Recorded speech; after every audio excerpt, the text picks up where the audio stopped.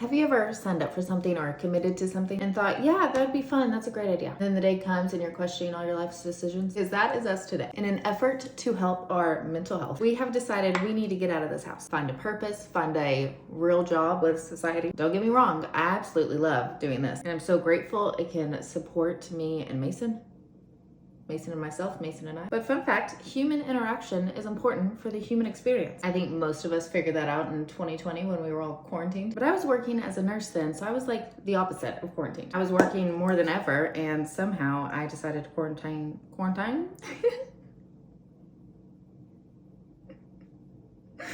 got to keep that in. I quarantined myself this past year.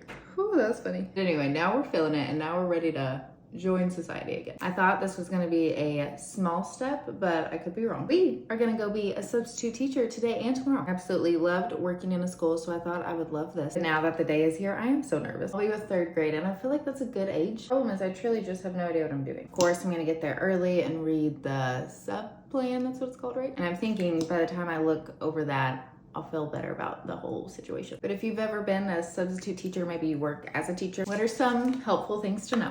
I am nervous about it all, but I'm also really excited. Is it gonna be a long day? Probably, but it's gonna be a lot of fun too. It's just gonna be a great day, and I hope you have a great day too.